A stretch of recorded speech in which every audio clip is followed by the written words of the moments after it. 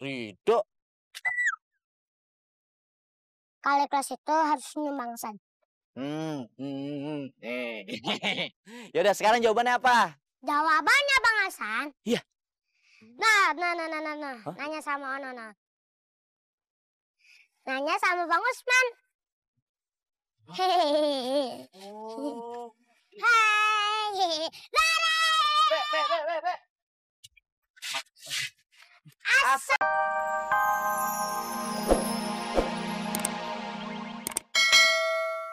Di saat bulan puasa, bulan Ramadan, perang Badar, dan kaum muslimin itu semua mereka berpuasa pada saat perang Badar.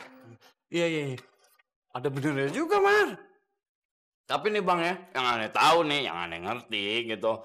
Bukannya sabda Rasulullah, perang terbesarmu adalah melawan hawa nafsu. Betul, benar. Perang terbesar adalah perang melawan hawa nafsu diri kita. Jangankan dari yang haram, dari yang halal aja kita tahan. Kita menahan diri kita. Betul, Bang. Tapi kebanyakan orang itu banyak yang kalah begitu udah buka. Begitu udah buka puasa, dia bukan cuma makan secukupnya aja buat negakin tulang punggungnya, tapi makannya banyak. Kalah udah sama hawa nafsu. Makannya banyak. Ayam diambil. Belum kelar habis satu ayam dia makan lagi ambil. Ayam masih ada di piring dia ambil lagi tuh sama yang lain. Belum habis, masih udah diambil. Nah, coba kebayang nggak gimana sifat serakahnya manusia tuh? Ya? Iya, Bang. Kenapa diem gue ngomong gini? Gue ngomong gini bukannya perintah makan lo, makan aja, nggak apa-apa. Gue cuma mau ngasih tahu aja. Iya, Bang. Ya? Rasul juga bilang, ya, bahwa dalam perut manusia itu, ya, itu dibagi tiga, sepertiga makanan. Sepertiga air, sepertiga udara buat napas. Ya. Jadi kalau sampai itu tiga bagian itu diisi sama makanan semua, lo kebayang nggak gimana itu? Waduh. Kenyang Bang. Nah, Berantakan, Bang. apalagi kalau orang udah makan banyak, nggak dihabisin. Kebayang nggak? Banyak orang fakir miskin yang nggak makan, main dibuang-buang aja tuh makanan. Ya? Ya Allah, dosa banget. Dosa. Makanya lo habisin tuh makanan. Iya. Iya, Bang. Udah.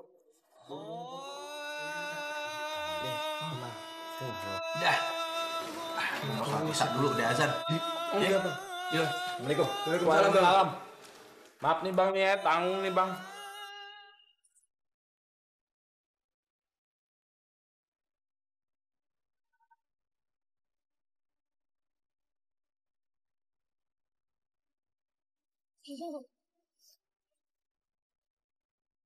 Loh, Be, kamu nggak wudhu?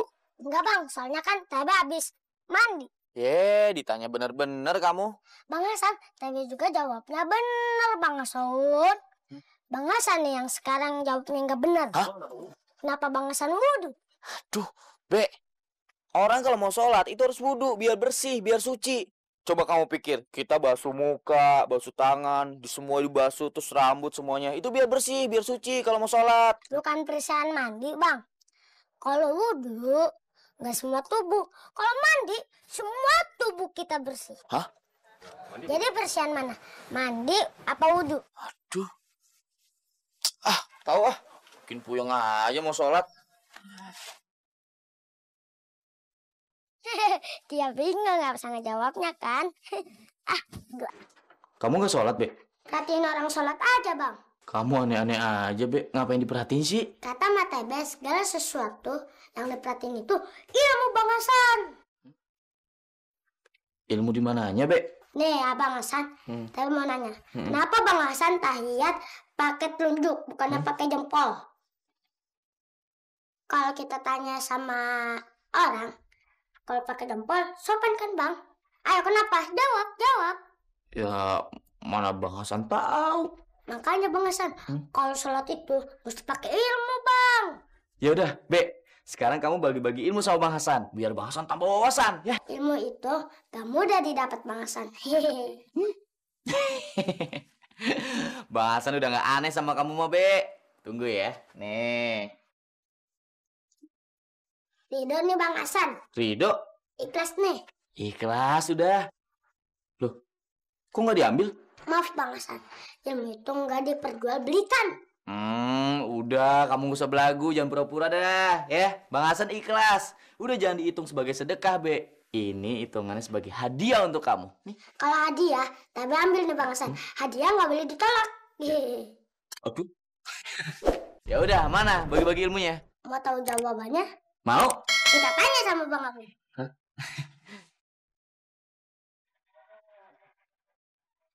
Be, Ngapain sih Bang Hasan ngikutin Tebe terus? Tebe capek nih mau santai, kayak anak pantai. Be, Bang Hasan masih penasaran. Bersihan mana? Wudhu sama mandi. Nah, terus kalau atahiyat kenapa pakai telunjuk bukan pakai jempol? Kan udah Tebe bilang. Tanya sama Bang Abu, jangan tanya sama Tebe. Kan TB juga bilang, tanya sama yang ngasih pertanyaan. Ayo loh. Dia bisa ngebalikin nih. Oke. Kata Mak Tebe, kalau mau tahu jawabannya, gampang banget Bang Hasan. Terus apa? Hehehe, Bang Hasan, Jakarta nggak ada yang gratis. Bayar semuanya. Be, ilmu itu tidak diperjualbelikan, Be. Iya Bang Hasan, ilmu nggak ada perjualbelikan. Tapi kalau nyari ilmu itu bayar Bang Hasan, jangan sembarangan. Nih. Ikhlas nih, Ikhlas. Ridho. Ridho. Kalau ikhlas itu harus senyum Bang Hasan. Ya udah, sekarang jawabannya apa? Jawabannya Bang Hasan. Iya. Nah. Nanya sama Ono. Nanya sama Bang Usman. Hehehe. Hai. Be. Assalamualaikum Bang Usman. Waalaikumsalam warahmatullahi wabarakatuh. Tebe, Bang Usman, Tebe pengen bikin ilmu Bang Usman bermanfaat nih Bang. aduh, apa tuh maksudnya, Be? Bikin Bang Usman ilmunya manfaat. Kata Mak Tebe, banyak yang pintar agama Bang. Tapi banyak juga yang ilmunya nggak bermanfaat.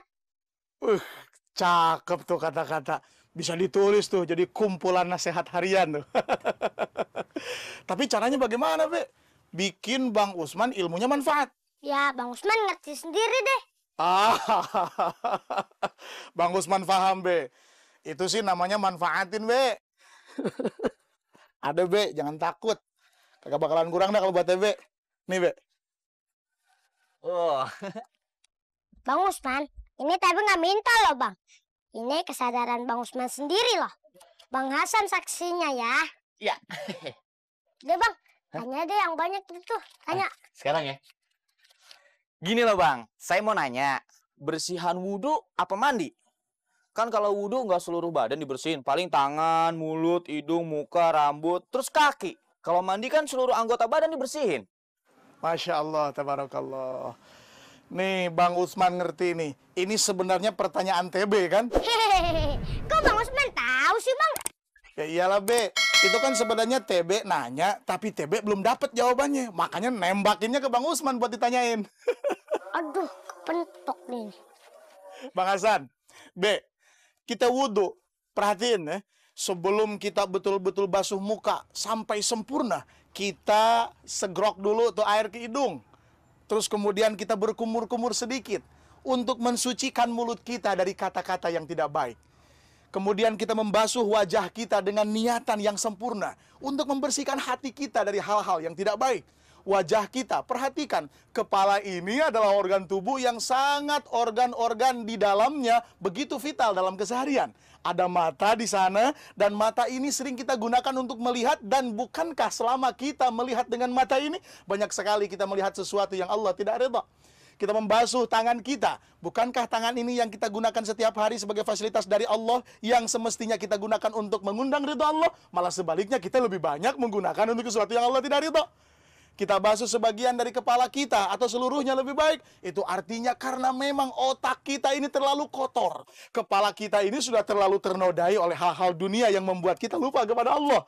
Kita membasuh kaki kita karena kita terlalu sering melangkahkan kaki kita ke tempat-tempat yang Allah belum tentu ridho? Dan bukankah setiap langkah kita akan dipertanggungjawabkan di hadapan Allah Subhanahu wa taala? Dan walaupun mungkin zahir yang kita lihat, yang kita basuh, tapi pada dasarnya ada batin, ada hakikat yang kita sucikan. Karena sebelum kita mendirikan sholat, sebelum kita menghadap Allah dengan sempurna, dengan sujud kita, terlebih dahulu kita sucikan diri kita. Karena bagaimana kita bisa menghadap Allah yang maha suci, sedangkan kita ini maha kotor. Maka setidaknya wudhu mensucikan zahir batin kita.